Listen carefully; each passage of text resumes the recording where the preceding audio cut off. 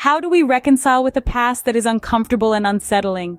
This is a question the Brigham Young University community grappled with during their conference on Truth and Reconciliation. Organized by the insightful Christopher Jones, this conference was an initiative to confront and address the uncomfortable truths hidden within BYU's history. The aim was not to foster a sense of guilt or blame, but to pave the way for reconciliation.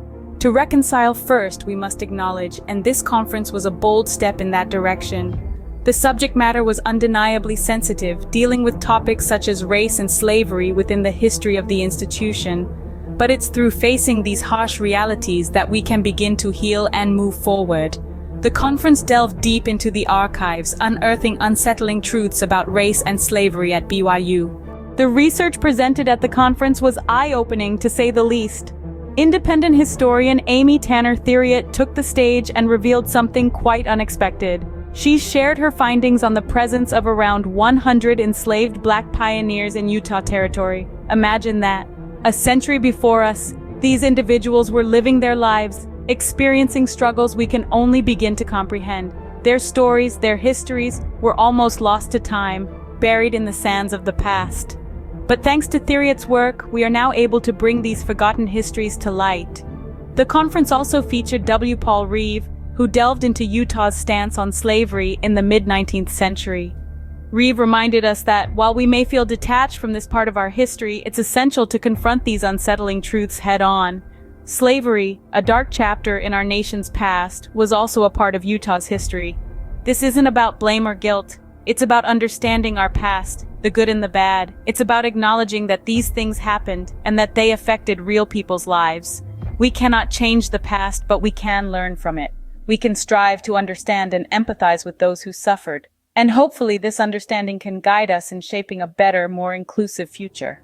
These discoveries serve as a stark reminder of the need for acknowledging and reconciling with a racist past to pave the way for a more inclusive future. The path to reconciliation may be uncomfortable, but it is necessary.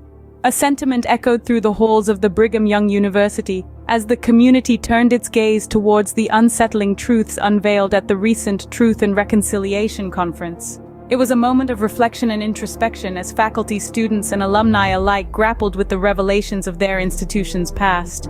The conference, a deep dive into the history of race and slavery at BYU, was not merely an exercise in academic curiosity. It was an open invitation for the community to acknowledge these uncomfortable truths, to learn from them, and ultimately, to grow. The response was overwhelming.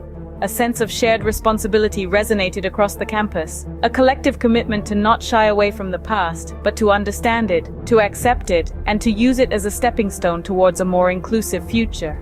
This is the essence of reconciliation, not just coming to terms with our history, but learning how to move forward, together. This conference has not only impacted the BYU community, but also the broader Latter-day Saint community. It holds a mirror to our past, reminding us of the need to be more inclusive and compassionate. It challenges us to confront our prejudices and biases, to question our assumptions, and to continuously strive for improvement. And so, as we peel back the layers of our history, we are not only uncovering truths about our past, but also revealing a path towards a better future. A future where every voice is heard, where every story is acknowledged, where every person, regardless of their race or background, is treated with dignity and respect. As we grapple with our past, we move closer to a future that is more inclusive, compassionate, and reconciled.